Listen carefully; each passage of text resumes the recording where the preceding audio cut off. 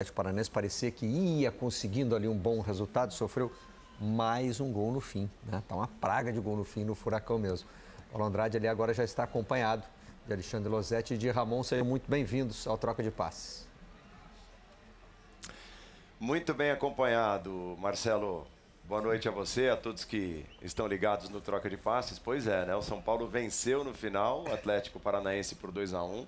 O Atlético numa situação delicadíssima, com uma vitória nos últimos 14 jogos. O Ramon lembrava bem durante a transmissão do jogo. O Atlético chegou a liderar o campeonato, mas está assim, ladeira abaixo, é o pior time do segundo turno. Pisou na zona do rebaixamento e nela permanece. É claro, tem esse jogo a menos, que pode significar muito, mas tem de voltar a vencer. Uma única vitória nos últimos 14 jogos. E o outro lado da moeda é o São Paulo, com boas notícias nessa noite. Ali, né, se posicionando perto do G4, independentemente do tamanho do G, se será G6... G7, até G9, né, o São Paulo está fazendo a obrigação dele, se aproximando do G4 para carimbar uma vaga diretamente nos grupos da próxima Libertadores. Ale Losetti, bem-vindo. Obrigado, Paulo, Ramon, abraço Barreto, Serginho, Martim. Jogo em que o Atlético não teve em nenhum momento mais do que 30% de posse de bola. Do primeiro ao último minuto, a posse mínima do São Paulo foi de 70%, encostou nos 80%, terminou ali com 74%, 75%, que foi a tônica de todo o jogo. O Atlético, em um ou outro momento, quando sentia uma insegurança na saída de bola do São Paulo, adiantava seu time para tentar pressionar, mas na grande parte do tempo, marcando todo no seu campo, duas linhas de 4, o João Cruz um pouco mais de liberdade perto do Pablo, e conseguiu neutralizar o São Paulo no primeiro tempo pela eficiência da coordenação dos seus movimentos defensivos e porque o São Paulo também não se posicionou corretamente ofensivamente. Faltava gente por dentro. São Paulo tinha laterais que não são construtores, o Igor Vinícius muito mais de ultrapassagem, o Sabino, zagueiro, jogando improvisado na lateral esquerda, o Luiz Gustavo saiu machucado ainda no começo do jogo, então faltava aproximação dos homens de frente no São Paulo. O primeiro tempo foi bem insosso. O segundo melhorou bastante. O São Paulo aproximou os jogadores, o Marcos Antônio muito mais ativo na construção, o Luciano também com a sua movimentação, e isso permitiu até algum espaço para que o Atlético pudesse na transição incomodar, mas foi um jogo bem melhor. O São Paulo chegou ao gol e depois do gol teve chance de fazer o segundo ou o terceiro, uma com o Luciano, uma com o Caleri, até o Atlético conseguiu o seu empate num escanteio muito bem batido. Agora, ao final do jogo, fica clara a sensação, a impressão e a convicção de que o São Paulo hoje é um time numa situação muito diferente, numa prateleira muito diferente. O Atlético tudo com muita dificuldade, e quando precisou atacar, quando precisou ir para cima, foi muito mais na empurrança de um escanteio, de uma falta, de uma bola na área, do que com alguma coisa construída. E fora todos os desfalques que teve o Atlético hoje, né? A situação já não tá boa. Aí você não conta com o Thiago Heleno, Fernandinho mais uma vez, no ataque Canóbio, Mastriani, Nicão. Quer dizer, é muita gente grande, muita gente pesada que poderia ter ajudado um pouco mais o Atlético, e o Atlético leva mais uma derrota para casa. Ramon.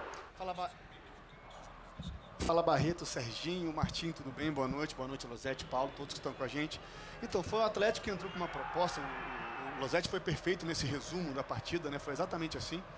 O Atlético entrou numa proposta defensiva, jogar por uma bola. O Filipinho até citou, né, Paulo, na sonora do intervalo, que eles jogariam por uma bola. Conseguiu se defender muito bem, conseguiu travar as jogadas pelos lados do São Paulo, com o Lucas e com o Ferreirinha, com o Trincas, né? Raramente ficou em desigualdade numérica no primeiro tempo, mas com tudo que aconteceu no segundo tempo, a aproximação do Ferreirinha, o Luciano parando de se meter toda hora para ficar ao lado do Caleri, tanto que no primeiro gol fica muito claro essa movimentação que ele faz. Ele sai dessa última linha, vem receber no meio como 10, como ele tem que jogar, abre essa bola no Lucas e aí sim, ataca o espaço e finaliza.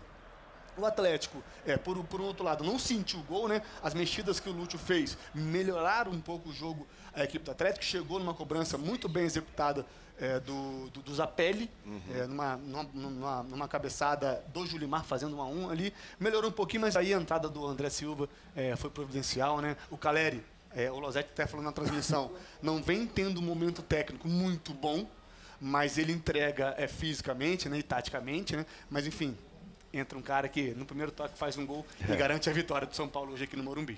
Primeiro toque do autor do gol e primeiro toque do cara da assistência, né? O Jamal e o André Silva tinham acabado de entrar, assistência do Jamal, gol do André Silva. O Zubeldia que já comemora loucamente, imagina depois disso. O cara foi parar quase lá na social do Morumbi. Tomou um amarelinho, foi pra dentro do campo. Valeu, valeu. É melhor tomar um cartão amarelo comemorando o gol do que reclamando excessivamente. Muito. Um ponto que eu esqueci de falar, que eu tenho que falar, o Lisieiro entrou muito bem na partida hoje. Substituiu o Luiz Gustavo, que saiu ali, não sei um minuto, mas no primeiro tempo, no início do primeiro tempo, jogou muito bem, dando dinamismo, fez uma boa dupla com o Marcos Antônio durante o jogo. Barreto, e uma boa notícia para o torcedor do São Paulo também foi a volta do Alisson, que teve recentemente o seu contrato renovado, mesmo estando fora de ação, fora de combate. Depois de 4 meses, o Alisson, que vinha sendo um dos destaques da temporada do São Paulo, retornou, esteve em campo no segundo tempo por alguns minutos e foi uma volta bastante festejada pelo torcedor aqui, Barreto. É sempre importante a gente se solidarizar com o jogador que passa tanto tempo na recuperação. A gente sabe o quanto isso dói física e mentalmente também, né? Como é sofrido para o jogador. Agora, esse jogo de hoje traz também, estava ouvindo aí as análises e me lembrei do que o Serginho falou aqui no começo do programa, né? Que a gente já dá as coisas todas por garantidas nessa reta final de campeonato. Bom, esse aqui vai ser assim, vai ser assado. A gente acredita numa linearidade, quando na verdade essa reta final de campeonato brasileiro é muito também sobre a questão anímica, né? Como é que cada time reage? Será que quem está lá embaixo, como o Atlético, tem aquela força para reagir? E será que um time como o São Paulo, né? Que a gente pode dar o São Paulo como já definitivamente desanimado, depois que não avança nas Copas, no Campeonato Brasileiro perde a chance de lutar pelo título, né? Esse time vai fazer o quê? Vai se arrastar em campo? Não é o que a gente está vendo. Não. E eu falava aqui antes, fora do ar, hoje a gente teve 7 jogos, né? E, bom, eu e o Martim, a gente está para isso, né? Então, a gente estava tentando ver o máximo de jogos possíveis. E aquela história, né? Você bota 3 jogos nas telas, né? Você não está vendo nenhum. Você meio que escolhe um, mas está dando uma olhadinha nos outros. Mas teve uma Carlos coisa... Eduardo Mansur protesta veementemente com isso. Mas é só o Mansur, mas o Mansur jogo no mesmo horário, fora da curva, né? Como assim 2 jogos no mesmo horário? Né? Eu não vou ver os 2. Nesse caso não tem nem como ver o que acabou, né? Porque já tem outro depois. Então... Mas o interessante é o seguinte, que vendo esses 7 jogos ali, teve uma coisa em comum em todos eles. Os finais de jogos, todos dramáticos. Todos dramáticos, que é um pouco o campeonato que está acabando. E o campeonato está acabando para muita gente, né? É a turma do rebaixamento, é a turma da Libertadores, é a turma do título. E o que a gente viu hoje foi, por exemplo, né, o Losetti e o Ramon acabaram de explicar como é que funcionou o jogo de hoje.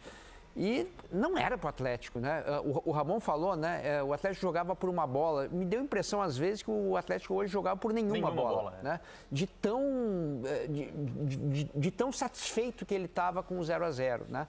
Então, essa emoção até o final nos traz numa situação muito, muito maluca. Hoje quase o São Paulo perde a vitória, os 3 pontos, né? Por muito pouco, foi um gol no final. A gente tem que respeitar mais essa parte aleatória do futebol. E a gente tem aquele outro lado também do time que se coloca numa situação difícil e isso acaba virando um peso ainda maior, né? Tem uma dessas verdades do futebol que a gente se acostuma a ouvir, que é assim, o time que já entrou no campeonato para brigar ali, para ele não muda nada, é isso aí mesmo, a vida é essa, né? Então, por exemplo, para times de investimento menor que subiram da Série B agora, o Criciúma, o Juventude, o Vitória, né? Esses próprios clubes provavelmente já imaginavam. O Carpini assume o Vitória dizendo, gente, ele tem uma vitória impactante. Não vou me lembrar agora quanto é quem é. Eles tiveram uma goleada lá atrás, né? Mas não sei se é essa. Não sei se foi exatamente nesse momento, mas ele conseguiu um resultado bom e falou assim, esse resultado não vai mudar a nossa vida no campeonato. A nossa briga é onde Vitória está hoje até, né? Ali em 13º lugar, só 2 pontos acima da zona de rebaixamento. Mas quando quem não esperava estar ali, como é o Furacão no ano do seu centenário, entra nessa situação, né? Parece areia movediça, né? Quanto mais você briga, mais você briga para sair, mais você se afunda ali. E entra naquela história repetida e que, infelizmente, para o torcedor do Furacão, costuma ser a história dos times que acabam rebaixados. A troca constante de técnicos, a escolha aleatória dos técnicos, então são técnicos de estilos diferentes. O Lúcio agora tem 7 derrotas e 1 vitória, e é um técnico muito diferente do Varini, o antecessor, que é muito diferente do Cuca, que iniciou o campeonato. E lá atrás, o Juan Carlos Osório, até o nosso repórter informava durante o jogo que alguns dos jogadores trazidos para esse ano de 2024 foram indicações do Osório, que já picou a mula faz tempo. Então, quer dizer, é uma história que se repete nesses casos de rebaixamento, ainda mais, como bem destacou o Marcelo Barreto, desses times que não estão preparados para lutar ali. E o mais chocante para mim, Paulo e amigos, a gente mostrou aqui no nosso aquecimento o aproveitamento dos 4 treinadores do Atlético Paranaense, tirando o Juca, que foi interino algumas vezes. Osório, 62%, Cuca, 66%, Varini, 54%, somando as competições, né? Mas com esses aproveitamentos, o Atlético estaria brigando ou por título ou por Libertadores. Então é um clube que choca porque ele sempre conseguiu posições, talvez até acima do que os seus elencos sugeriam, porque era muito bem planejado, muito bem estruturado, estabilizado, e justamente no ano do seu centenário, onde houve uma mobilização, tudo isso se perdeu ao longo da temporada, e a gente termina hoje com uma zaga que nunca tinha jogado junto, o Beleza e o Gamarra. O Kaique Rocha foi para o banco, é o jogador com mais atuações no ano. O Atlético optou por não pagar ao São Paulo para poder usar o Nicão, que é um jogador importante, principalmente quando você não tem o Canóbio, não tem o Mastriani, não tem o Fernandinho, não tem o Thiago Heleno, preferiu não pagar pelo Nicão. Então me parece que as coisas vão muito além do que a gente vê em campo, nessa bagunça, nessa desorganização que o Atlético acabou se tornando, e é tão raro a gente ver isso por lá. E uma coisa engraçada que aconteceu hoje, hoje nós tivemos uma estreia no Atlético Paranaense, né? Faltando 5 rodadas para acabar o Brasileiro. Não é um jogador de base que está subindo, veio do Sub-20, não. Um jogador que veio emprestado do Bahia, foi contratado. Então você estrear um jogador faltando 5 rodadas, você na zona de rebaixamento, diz muito sobre o ano do Atlético. Improvisado, exato.